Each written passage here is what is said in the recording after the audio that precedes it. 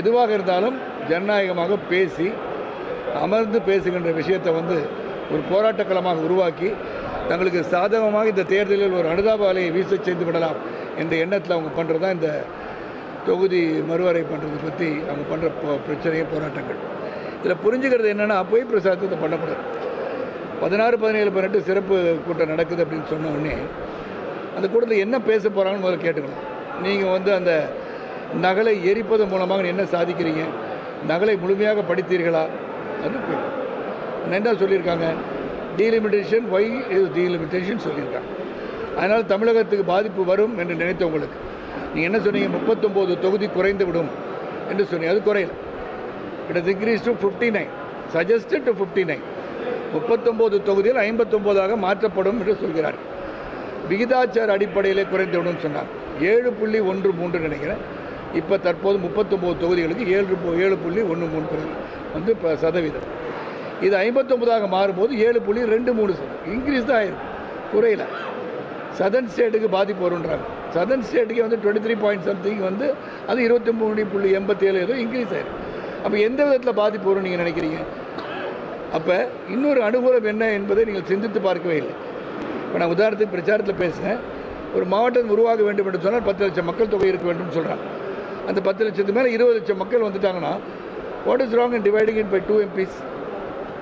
1-2 சிறப்பாக பார்ப்பதற்கு இந்த காலகட்டத்தில் வந்து ஒரு சட்டமன்ற தொகுதியை பார்ப்பதே மிக மிக கடினம். ஒரு சட்டமன்ற உறுப்பினர் 5 ஆண்டு காலத்தில் தொடர்ந்து பயணித்து கொண்டிருந்தால் கூட ஒவ்வொரு நூக் அண்ட் கார்னரும் ஒவ்வொரு தெருமுனைக்கும் சென்று விட முடியுமான்றது ஐயம் தான். அவ்வளோ உழைக்கணும். அப்படி இருக்கும்போது அந்த பளுவை சுமந்து கொண்டு இருவர் சேர்ந்து செய்தால் என்னன்னு நினைக்கிறதா இந்த மறுவரை நினைக்கிறேன். ஒரு விஷயம் சொல்லிடுறேன். ஸோ டீலிமிட்டேஷன் ஃபஸ்ட்டு நீங்கள் வந்து என்ன நடக்கும் கபலீகரம் பண்ணிவிடுவான். எப்போ அதுவும் 2029 இந்த 50% அதிகரிப்பு அது இருக்காது. இப்போ இருக்குது தற்சமயம் இந்த தேர்தல் இருக்காதுன்னு வேறு சொல்கிறாங்க. அது நாளைக்கு என்ன முடிவு எடுக்கிறாங்கிறது நடக்கும். ஆனால் தற்சமயம் உத்தரவாதம் கொடுத்துருக்காங்க. அப்படி இருக்கும் என்ன பாதிப்பு? அப்போ உங்களுக்கு 33% மகளிருக்கு இடஒதுக்கீடு கொடுக்க வேண்டாம்னு நீங்கள் நினைக்கிறீங்களா? நீங்கள் வந்து அது 59 பேரில் வந்து 33% சொன்னால் அட்லீஸ்ட் ஒரு 15-16 தொகுதி பெண்களுக்கு கொடுக்க வேண்டிய சூழல் வரும்போது அது சரியாக இருக்காதுன்னு நினைக்கிறீங்களா? So why are you opposing delimitation? என்ன பண்ண போகுது? அப்படி பண்ணிட முடியுமா? இது ஒரு ஜனநாயக நாடு தானே. அப்படி பண்ணாங்க அப்படின்னு சொன்னால் அப்போ நீங்கள் போராட்டம் அறிவிங்களேன். கருப்பு சட்டை அணிந்து கொண்டு சீனாவிலேருந்து வருகின்ற அந்த லைட்டரை பயன்படுத்தக்கூடாதுன்னு சொல்லும்போது அந்த லைட்டரை வச்சே நீங்கள் கொளுத்துறீங்க. எந்த விதத்தில் நியாயம்? நான் நியாயத்தை மட்டும்தான் கேட்கிறேன். இதுதான் என்னோட கருத்து.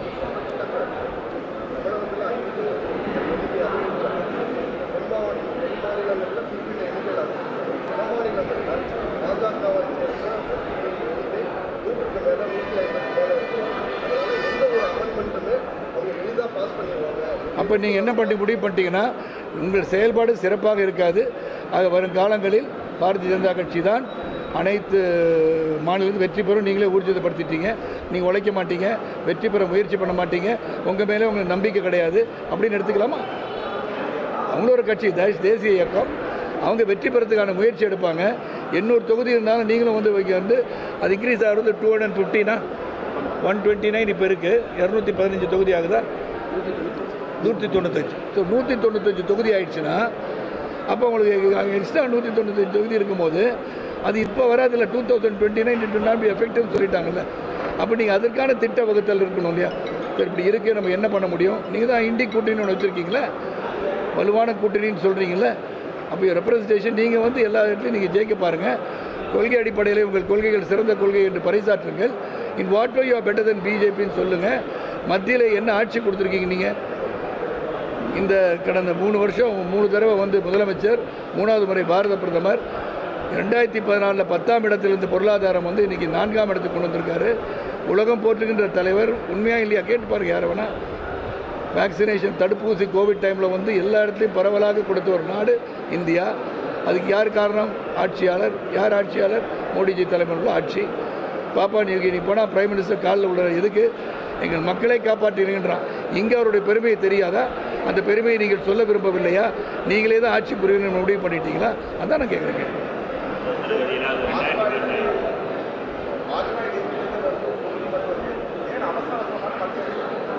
யாரும் நிறுத்தி வைக்கவே இல்லைங்க.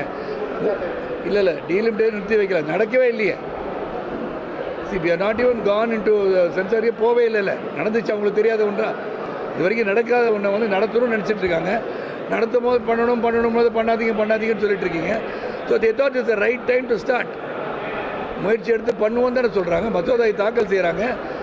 அது வந்து வெற்றி பெற செய்ய வேண்டும் அல்லவா? எதையாவது நம்பர்ஸ்ன்னு பார்க்குறீங்க. அந்த நம்பர்ஸை கேதர் பண்ணுறதுக்காக நீங்கள் எதிர்கட்சியாக இருந்தாலும் இதை நிறைவேற்றினால் சரித்திர புகழ் வாய்ந்த ஒரு நிகழ்வாக இருக்கும் தானே சொல்கிறாரு. எந்த ஒரு அகம்பாவிதம் இல்லாமல் எளிய முறையில் அழகாக பிரதமர் சொல்கிறாரு. நான் ஒற்றுமையாக இருந்தது நாடு. அப்போ ஒற்றுமை இல்லாமல் பிரிவினை தேடுகிறோமா நான் கேட்குறேன். இப்போ நீங்கள் மக்கள் தொகையை வச்சு இப்போ பார்க்க வேண்டாம், கணக்கிட வேண்டாங்க. இந்த பேசிக் பிரின்சிபல் பிஹைண்ட் திஸ், இப்போ வந்து மக்கள் தொகை இன்க்ரீஸ் ஆக ஒரு எம்பி ஒரு சட்டமன்ற உறுப்பினரே பண்ண முடியாது, நூற்றுக்கணக்கான போக முடியாதுன்றேன். அது வந்து மேற்கொண்டு 2 பேர் ஒரு பணியை செய்யும்போது இன்னும் சிறப்பாக இருக்குன்ற எண்ணமாக எடுத்துக்கொண்டால் என்ன நான் கேட்குறேன். why are you fearing?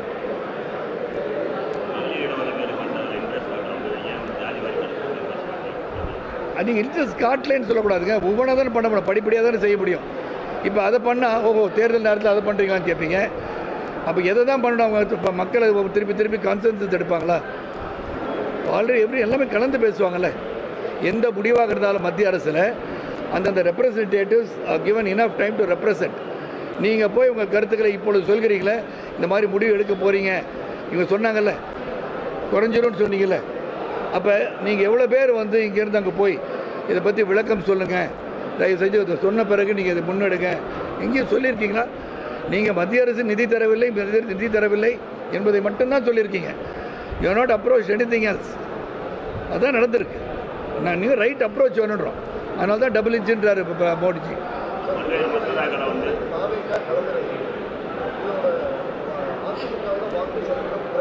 இருந்தவர் பிஐபியோட தலைமை அதிகாரியாக ரிட்டையர் ஆனார். நான் டெல்லியில் பிறந்தேன். என் குடும்பத்தை பற்றியும் ஜேர்னலிசம் பற்றியும் மக்களை பற்றியும் பொதுநலத்தின் அடுத்த கட்டம் தான் அரசியல் என்ற அடிப்படையில் நான் வந்து 28 வருஷம் அரசியல் இருக்கேன். ஸோ நான் ஒரு நடிகராக என்னை நினைச்சிடாதீங்க. ஒரு நடிகர் என்றால் அனைத்தும் தெரியாதுன்னு சொல்ல வரல. ஆனால் நம்ம வந்து முக கவர்ச்சி மட்டும் அரசியலுக்கு போதான்னு சொல்கிறேன்.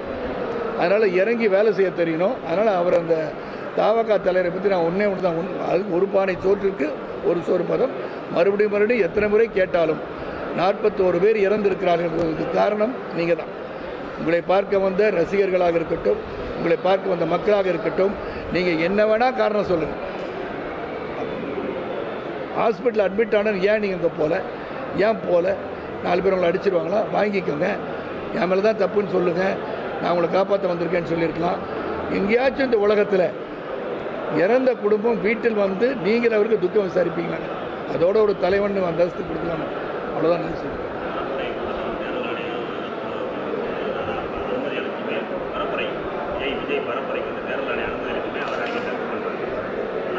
இல்லை பரப்புரைக்கு அவரை தான் கேட்கணும். அந்த கேள்வி எதுக்காக ரத்து பண்ணுகிறார்? உடல்நலம் சரியில்லையா அப்படின்னு அவர் தான் கேட்கணும். எதுக்கு ரத்து பண்ணுறதுக்காக நான் காரணம் சொல்ல முடியாது. ஒருவேளை வந்து அவருடைய எழுத்தாளர் ஓய்வு எடுத்துட்டாரோ தெரியல.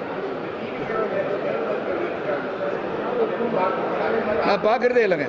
டிவிக்கு என்ன பண்ணாலும் நான் பார்க்குறது, நான் அதை பார்க்குறது. எனக்கு வந்து தேசிய ஜனநாயக கூட்டணி அனைத்து இந்திய அண்ணா திராவிட முன்னேற்ற கழகத்தின் முதலமைச்சர் வேட்பாளர் எடப்பாடி பழனிசாமி அவர்கள் ஆட்சி படுத்த அமர வேண்டும் என்ற ஒற்றை எண்ணத்தோடு நான் பயணிக்கிறோம்.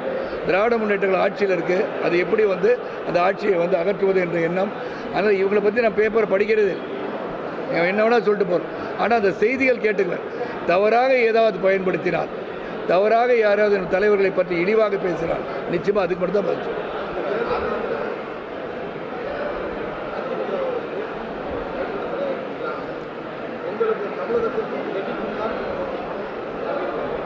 யார் சொல்றது? யாரு?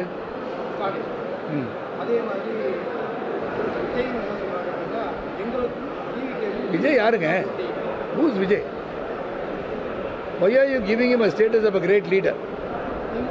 இல்லை, நீங்கள் ஊடகங்கள் வந்து அவரை பற்றி பேசாமல் இருந்து பாருங்கள் ஒரு 10 நாளைக்கு. இப்போ நீங்களே கேட்குறீங்க 2 நாள் லீவ் எடுத்துக்கிறார், 3 நாள் லீவ் எடுத்துக்கிறாருங்கன்னு. அவரை போய் கேட்க வேண்டிய கேள்வி எங்களை கேட்கக்கூடாதுல்ல.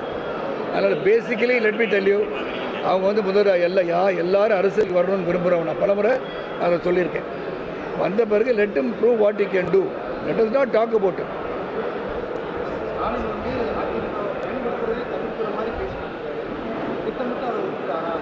திட்டமிட்டு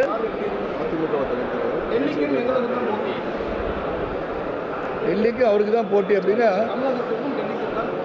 அவர் அப்படி தான் சொல்ல முடியும். தேசிய ஜனநாயக கூட்டணி நாங்கள் வந்து தேர்ந்தெடுப்பதற்கு தலைமை தேர்ந்தெடுத்திருக்கிறது எடப்பாடி அவர்கள் தலைமையிலே ஆட்சி அமைக்க வேண்டும். அதனால தான் கூட்டணி ஒன்று சேர்ந்துருக்கோம். அப்புறம் தேசிய ஜனநாயக கூட்டணி அப்படின்னு சொல்லும் போது டெல்லி இஸ் இன்வால்வ் தானே. அது கரெக்டாக தானே சொல்கிறாரு. அவர் தவறாக சொல்கிறாரு நீங்கள் நினச்சிக்கிறீங்க. அவர் தேசிய ஜனநாயக கூட்டணி மத்திய அரசை எதிர்த்துட்டு இருக்காருங்க அவர் எப்போ பார்த்தாலும். ஸோ அவர் வந்து டெல்லின்னு சொல்லுவார். ஆனால் எங்கள் அங்கம் வந்து இங்கே எல்லோரும் சேர்ந்து அந்த ஆட்சி அகற்றுவதற்கான செயல் ஈடுபடும் போது அவர் அப்படி தான் சொல்ல முடியும். வேற என்ன சொல்ல முடியும்? நான் கேட்குறது ஜனநாயக ஒரு நாட்டில் பிரதமர் மந்திரிகள் மிரட்டல் கொடுக்கலாமா? எனக்கு ஒன்றை மட்டும் அன்பு சகோதரர் ஸ்டாலின் அவர்களுக்கு ஒரு கேள்வி. 50 ஆண்டுகளுக்கு முன்பு பழைய திமுகவை நீங்கள் பார்க்க நேரிடும் என்று உதயநிதி அவர்களும் ஸ்டாலின் அவர்களும் சொல்லும்போது அந்த பழைய திராவிட முன்னேற்றம் இன்றைக்கி இருக்கிறவங்களும் தெரியாதுல்ல. இப்போ நான் வந்து கிட்டத்தட்ட 170 படம் நடிச்சிட்டேன். ஒரு 10 வருஷத்துக்கு முன்னாடி பிறந்த குழந்தைகள் சரத்குமார் எப்படி நடிகர்னு தெரியாதுல்ல. அப்போ 50 வருஷத்துக்கு முன்னாடி நீங்கள் என்ன பண்ணீங்கன்னு பல பேருக்கு தெரியாதுல்ல. அப்போ நீங்கள் என்ன பண்ணீங்க?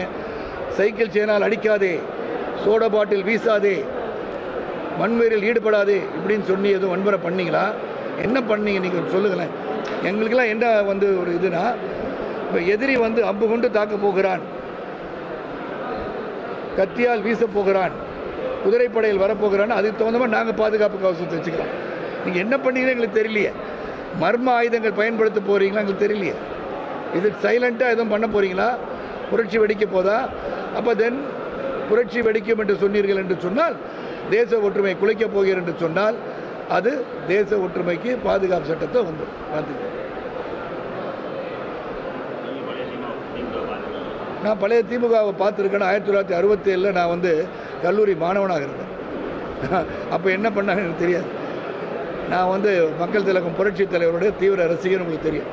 அரசியல் பாடம் கற்றுக்கொண்டு இன்றைக்கும் சொல்கிறேன், டாக்டர் கலைஞரோடும் அரசியல் பாடம் கற்றுக்கொண்டவர். எல்லாம் நல்ல விஷயம் எங்கெங்கே இருக்கோ அதை எடுத்து கிரகித்து வைத்துக்கொண்டு மக்களுக்காக சேவை புரிய வந்திருக்கிறது. ஸோ என்னை பொறுத்த வரைக்கும் statement which is not responsible should not be stated. நம்ம வந்து ஒரு மிரட்டல் கடிதம்ன்றது நல்லது இல்லை. நீங்கள் ஒரு மசோதாவை வந்து எதிர்க்கலாம். You have been given time. அவர் தான் இப்போ அமித்ஷா அவர்கள் சொல்கிறார்கள். உள்துறை அமைச்சர் என்ன சொல்கிறாரு? ஒவ்வொரு கேள்விக்கும் நான் பதில் வைத்திருக்கிறேன் அப்படின்னு சொல்லும்போது உங்களுக்கு என்ன டவுட்? அதில் go there and explain your doubts, get it clarified. 3 நாள் அதுக்கு தான் விவாதமே. விவாதம் 3 நாள் தான். விவாதமே இல்லாமையா?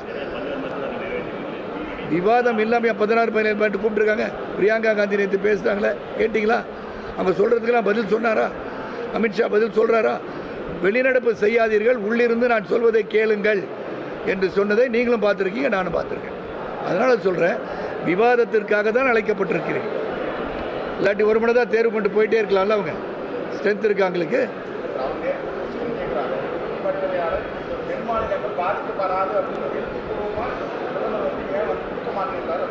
நீ இப்போ சரியா பத்திரிகை அன்பு சகோதரன் பத்திரிகை படிக்கிறது இல்லை, செய்தி கேட்கறது இல்லை. எழுத்துப்பூர்வமாக வேண்டும் என்றாலும் எழுதி தருகிறேன் என்று பாரத பிரதமர் சொன்னதை நீ கேட்டீங்களா? கேட்கலையா? நான் அங்கேருந்து தான் இங்கே வந்து உட்காந்துருக்கேன். நான் அங்கேருந்து போகும்போது உங்களை தனியாக கூப்பிட்டு பேச வேண்டியது. படிச்சுட்டு வாங்க சொல்லியிருக்காரு, கேளுங்க. இல்லாட்டி போய் சொல்லியிருக்காரு அன்பு சகோதரர் சுந்தர் அவர்கள் சொல்லியிருக்காரு பாராளுமன்றத்தில். இதோட என்ன வேணும்னு கேட்குறாரு. அது மட்டும் இல்லை, இதை நிறைவேற்றியது பெருமை உங்களுக்குத்தான் என்று கூட சொல்கிறேன்றார். எனக்கு வேண்டான்றார். இதோட என்ன வேணும்? ஒரு பாரத பிரதமர் நல்லது நடக்க வேண்டும் என்கிறார். மகளிர் மேம்பாடு வேணுன்றாரு. மகளிர் வந்து ஸ்ட்ரென்த் வாங்கணும். Behind every successful man stands a woman அப்படின்னு சொல்கிறோம். ஒரு வெற்றி பெறுகின்ற மனிதனுக்கு பின் ஒரு பெண் இருக்கிறான்னு அந்த காலத்துலேருந்து சொல்கிறாங்க இல்லையா? ஸோ பெண் சக்தி வந்து மிக பெருசு. சிவனும் சக்தியும் சேர்ந்தால்தான் சக்தி என்று நாம் சொல்கிறோம். அதை நீங்கள் யோசனை பண்ணி பார்க்கணும். நீங்கள் வந்து சனாதனத்தை எதிர்த்து கொண்டும் இந்து மதத்தை பழித்து கொண்டும் நீங்கள் அது மட்டும்தான் செய்கிறீங்க. நீங்கள் ஒற்றுமையை குலைக்கும் செய்து பண்ணுறதெல்லாம் நீங்கள் தான் பண்ணுறீங்க. இதை பற்றிலாம் நான் பேச விரும்பலை. அதுக்கு ஒரு காலம் வரும். நிச்சயமாக தேர்தல் முடிந்தவுடன் இதை பற்றிலாம் பேச வேண்டியது. திருவண்ணாமலத்தை தீபம் ஏற்றக்கூடாதுன்றது ஒரு பிரச்சனை. எனக்கு வந்து இஸ்லாமிய சகோதரருக்கும் நான் சிறுபான்மைன்னு சொல்கிறேன், காஷ்மீரில் இன்றைக்கி சுகமாக வாழ்ந்து கொண்டிருக்கிறார்கள் எப்படின்னு சிந்திச்சு பார்க்கணும். 1.8 கோடி பயணிகள் போயிருக்காங்க, சுற்றுலா பயணிகள். எப்படி போனாங்க? முந்தி போகிறதுக்கே பயப்படுற இடத்துக்கு 1.8 crores டூரிசம் டெவலப் ஆயிடுச்சு. Foreign direct investment has come from United Arab Emirates in a big way. அப்போ அந்த பெரிய டனல் ஒன்று போட்டிருக்காங்க. ஆக ஒரு வருடம் முழுவதுமாக தொழில் செய்யக்கூடிய ஒரு அனுகூலத்தை உருவாக்கி தந்திருப்பது பாரத பிரதமர் மோடிஜி 370 அப்ரோகேட் பண்ணனால. ஸோ இவ்வளோ தூரம் பண்ணி அனைவரையும் பாதுகாப்பவர், சிறுபான்மையின் பாதுகாவலர்னு எவ்வளோ நாள் சொல்லுவீங்க? உங்களுக்கு நாங்கள் என்ன பண்ணோம் என்ற கேள்வியும் நான் வைக்கிறேன். ஆகவே நீங்களால் ஒற்றுமையாக இருந்து ஒன்றாக இருந்து தேசிய ஜனநாயக கூட்டணியை வெற்றி பெற செய்து இங்கு எடப்பாடி பழனிசாமி அவர்கள் தலைமையில் நல்லாட்சி அமைய செய்தால் உண்மையிலே உங்களை பாராட்டுவேன்.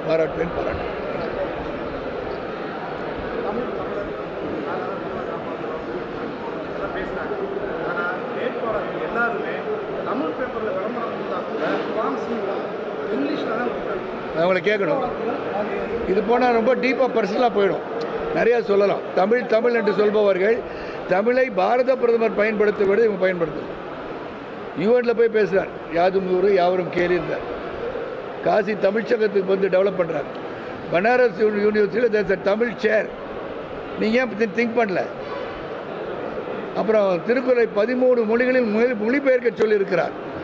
ராஜராஜேந்திர சோழனின் பெருமையை பேசுகிறார். செங்கோலை கொண்டு போய் பாராளுமன்றத்தில் வைக்கிறார். கேட்டால் நீங்கள் இந்துத்துவ சங்கின்றீங்க. அது எப்படி நினைச்சாலும் செங்கோல் என்பது தமிழகத்தின் பெருமை இல்லையா? அதை கொண்டு போய் அங்கே வைக்கிறேன்னு சொல்லும் போது அதை ஏன் எதுக்குறீங்க? So I think you should change your attitude in your thinking to unite our country. Tamil என்பது தமிழன் என்றது பெருமை தேசியத்தில் வந்து விரும்பணும். நாடு நல்லா இருந்தால் தான் நாம நல்லா இருக்கும்.